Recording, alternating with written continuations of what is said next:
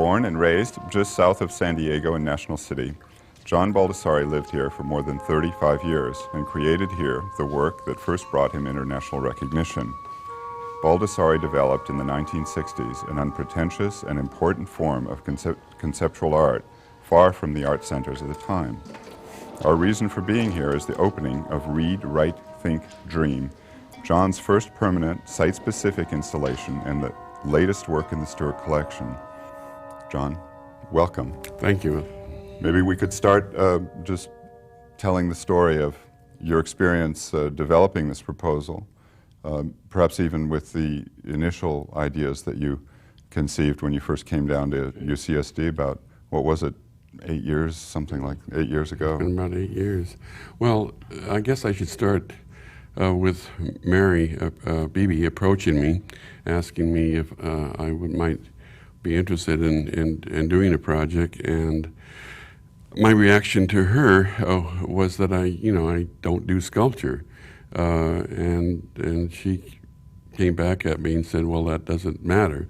Would you be interested in making a proposal? And that intrigued me, I think. The idea of going beyond that which one normally does, I think, is always an intriguing idea. So I made a proposal, and what I had proposed was somehow carrying on the idea of the baptistry doors in Florence of the Life of Christ in low relief in bronze, Ghiberti, by Ghiberti, and but rather than having the Life of Christ, just having rather maudlin everyday scenes excerpted from shots from the movies, things from ordinary life, just things that we all do rather than be involved with the life of Christ, I suppose. I mean, I guess trying to make things, simply more ordinary. And that got passed, and then I guess at that point, you and Mary and we all walked around trying to find a suitable set of doors on campus, and we finally ended up at the library, didn't we, looking for doors, and all glass, of course, and some of the other doors we had found also were glass. And then I began to think about switching the means, not doing low relief bronze, but if glass was there, using that somehow. So this original idea was for a low relief bronze sculptures, yes, massive doors that would have been then sculpted by yourself or some we would find some artisan. process, some artisan working in low relief. And your subject matter for this would have been photographic? Photographic imagery, but done in low relief. And then I thought about switching to sandblasting the imagery on the glass, and it seemed at that point then that that would be too fleeting, not substantial enough. The imagery would not be quite as dramatic, possibly, that I thought it would require. And then also the project grew in scale because there were not just a couple of doors there in the library. I mean, it's the whole facade. And I don't know how the idea got generated, but somehow it did, either from you or Mary or all of us, of taking on the whole front.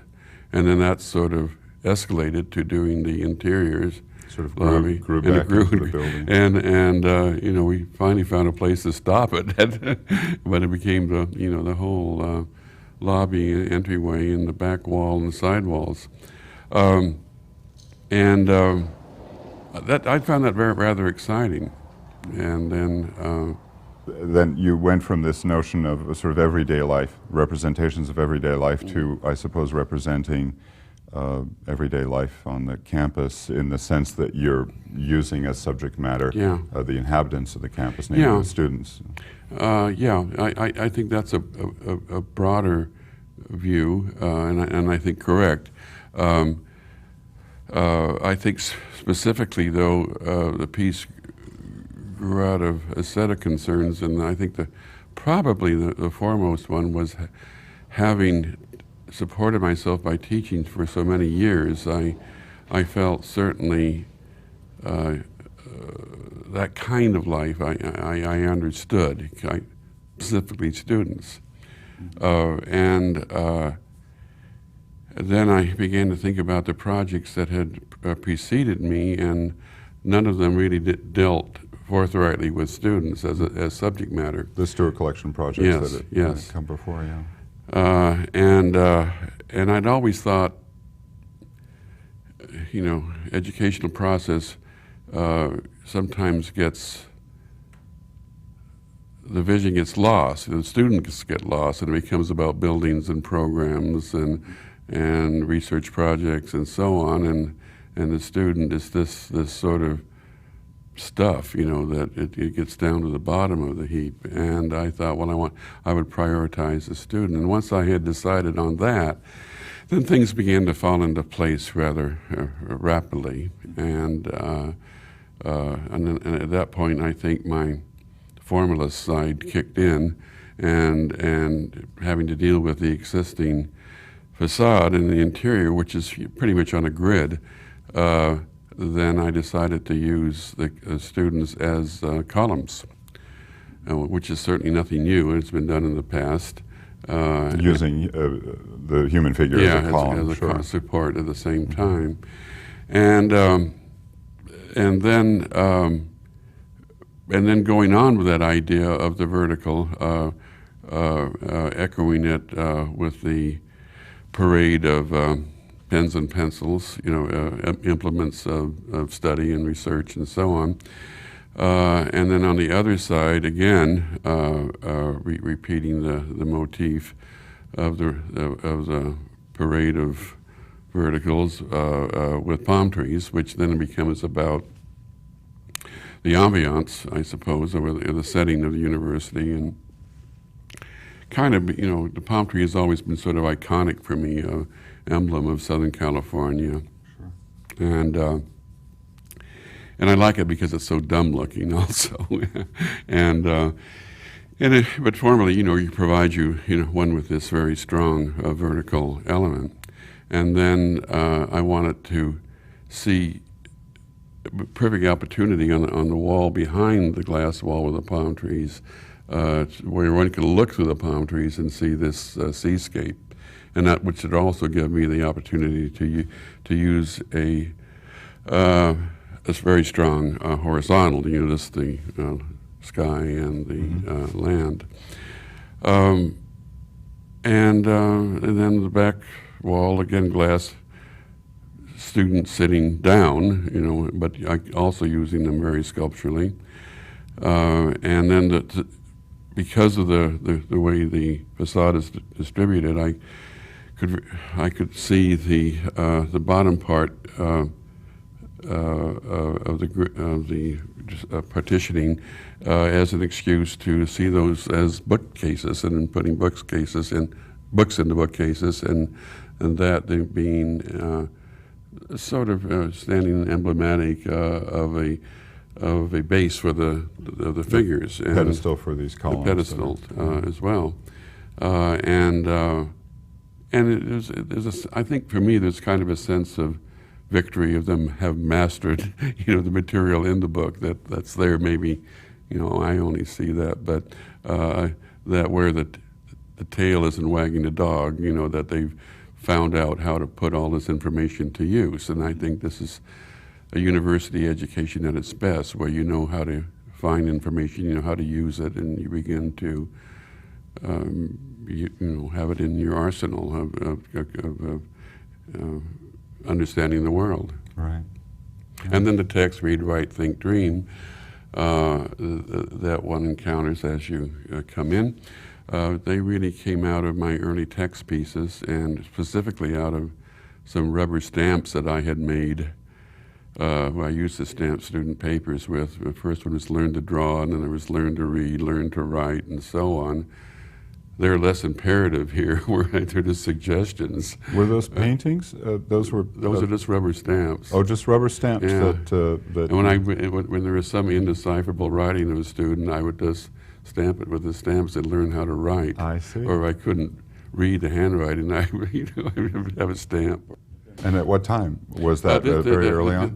This was in about, I think, 1969, 70, around in there. And Well, since we're on that, how about some other earlier works that are, clearly could be seen as antecedents for this? For example, I think of the palm tree with you standing in front of it. Yes, that certainly is one.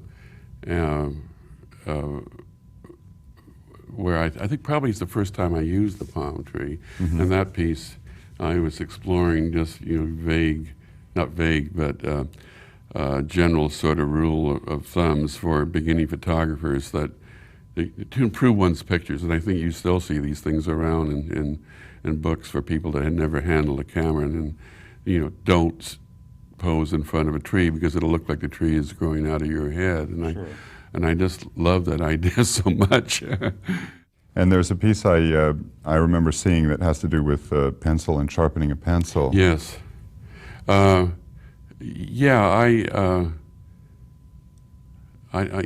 I suppose all of us who has an uncluttered dashboard, and mine certainly was cluttered, and I always seem to have pencils there, and they, you stare at them while you're driving, and I had this one there that was really dull, and it just drove me nuts, and I finally made a work about it, that I thought when I sharpened the pencil, I felt so much better, and I thought that at that moment in my life, I was trying to get to some fundamental beliefs of my own, just what was art, and thinking a lot about it. Well, why is this art and why is this not art? And it's an urge for order in some way. I think at its base level, and somehow a dull point was not orderly for me. It might be for somebody else, but to make it sharp and perfect and everything, that seemed to be having something to do about art. So I just explained this with the piece, and I had an image of the dull pencil and an image of the sharp pencil.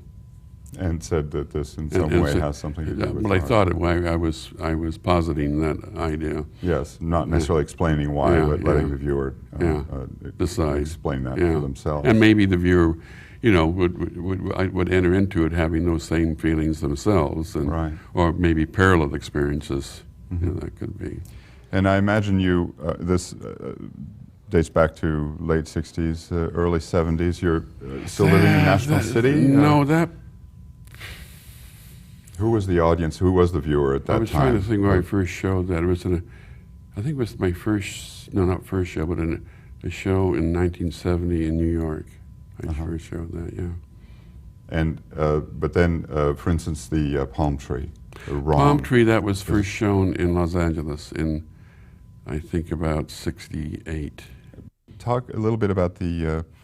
As you started teaching, for instance, at I believe at La Jolla Museum, you were teaching, and then Southwestern College. And I taught every place. What influence that had on your sort of early development? And, well, I think. Was it a necessity, or teaching was a necessity? I mean, I needed an income. I tried. I worked for a while as a draftsman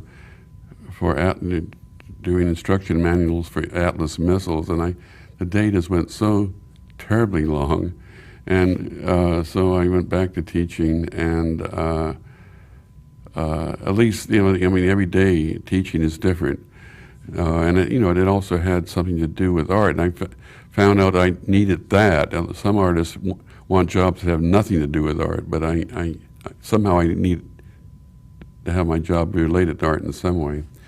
But then I became a pretty good teacher, and which I never suspected of myself. And I think the reason was that to make the day go faster, I tried to make my teaching as much like art as I could, just self-preservation. And then I guess there became some sort of cross-fermentation that my art began to be influenced by teaching. So the way I always figured it out was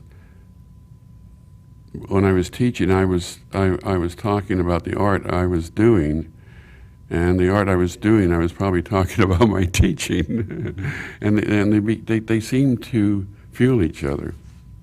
And making it as much as art as possible, how much did the students sort of influence you, or it's always been a kind of a dilemma. How does one teach art? You know, how does one sort of explain things that ultimately the student, as a young artist, is going to have to explain for themselves? Well, it's such an I individual think, kind of.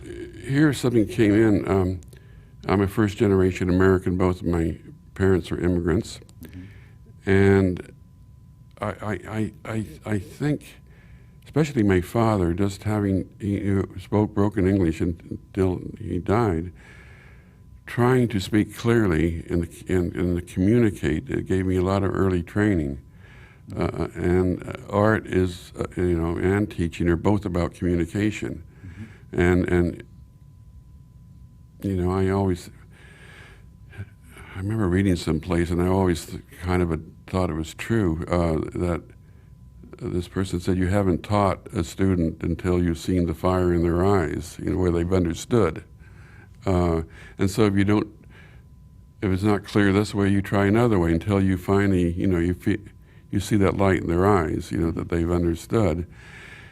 And, I think art's a lot like that, about being clear. It's not like you're catering to the public, but you somehow, in your equation, you do factor in the viewer. Doesn't mean, you have to lower your standards at all, but there is the idea of connecting. One was strengthened by art and teaching, and they were very much interrelated, I think. Although you've continued to teach now many years after. I do now. I don't need to need to support myself by teaching, but I really love teaching because I think there are various stages in the life of a teacher, and I think the last stage is where the students are teaching you, and I think I'm in that period now.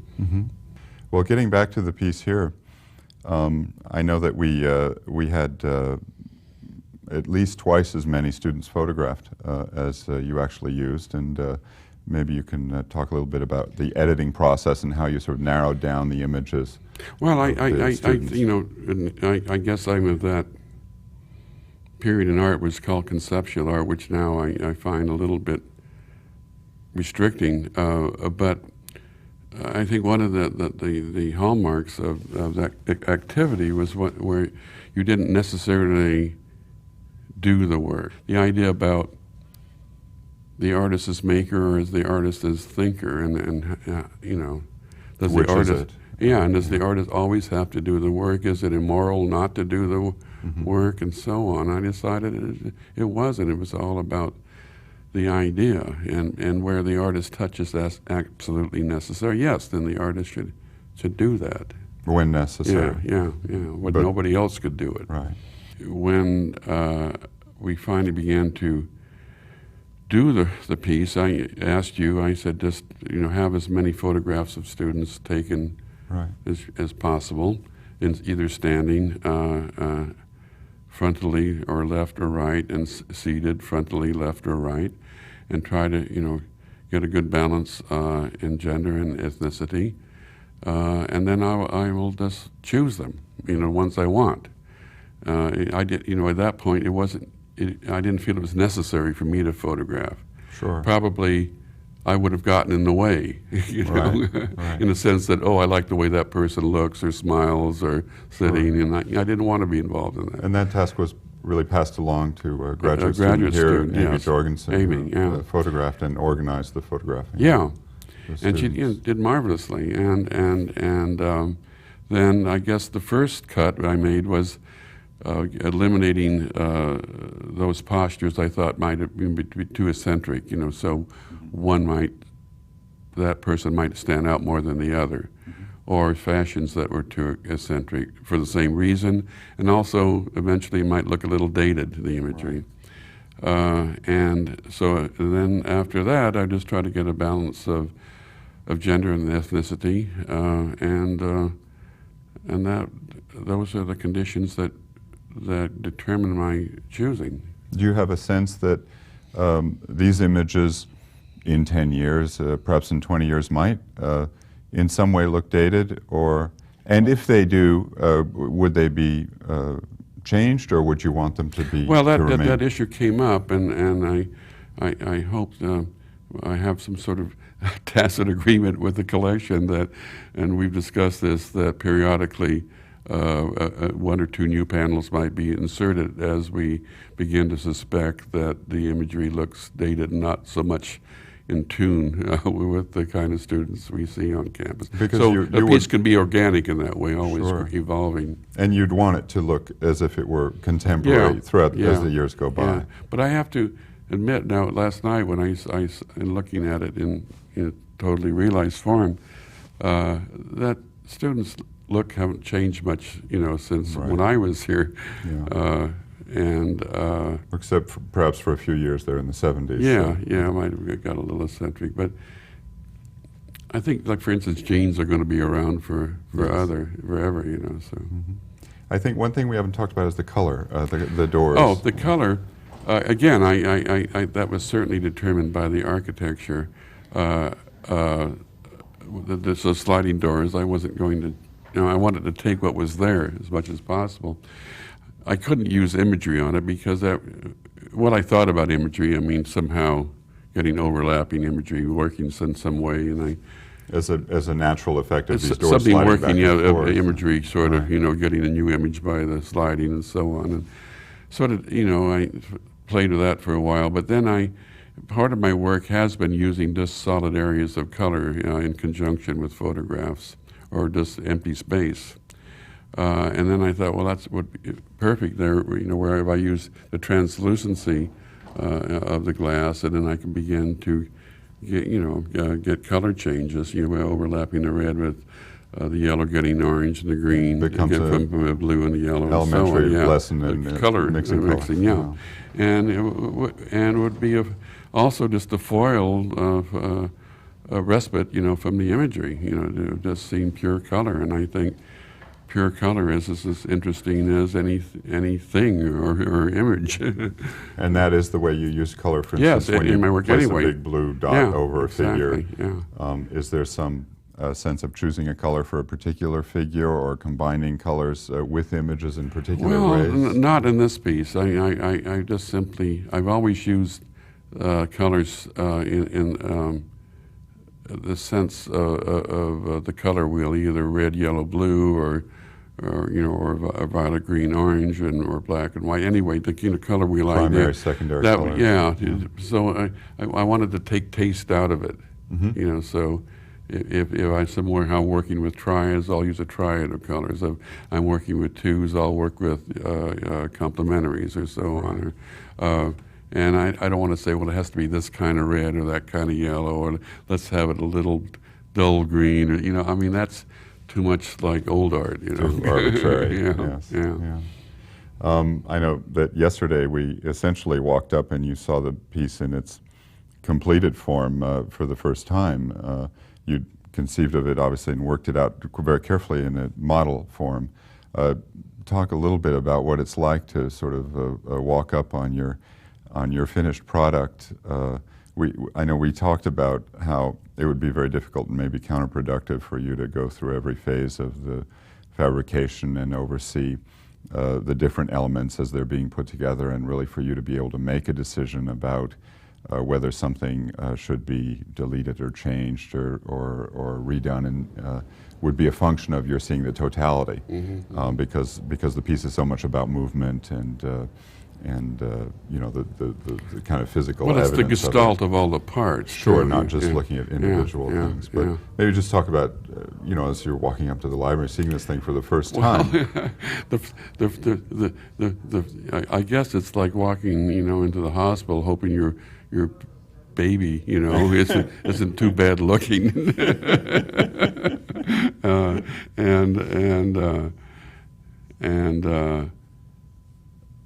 yeah, and then that what you were hoping for was realized, and because when you're working with a maquette this side, and all of a sudden it becomes enormous, what you're doing in that maquette is projecting to that large size, and using all your experience and expertise and so on, that it's the scale is going to work. Right. And that only comes from experience, and you know I've done enough installations and large projects where I felt I could comfortably deal with scale, Mm-hmm. and it was exactly as I hoped for. I couldn't be more pleased. And even some unexpected things, I think, as we were walking up the library walk from a distance, coming up to it, the doors become more present in relation to the overall building. Exactly. Yeah, as we were walking up, the way the color was working on the doors and the light hitting them, they began to took on sort of parity with the windows up above, where all of a sudden, you know, the whole building and my installation became one whole thing, which was really a pleasant surprise. Mm-hmm. And perhaps very unexpected. Was not, given the character of the building, too, the very sort of brutalist and minimal character of the building versus the imagery that you're kind of somehow inserting in there. it just worked wonderfully. Mm-hmm. Well, John, I want to thank you for coming and for doing this piece, and on behalf of the Stuart Collection and the university, thank you very much. And a pleasure to work with you.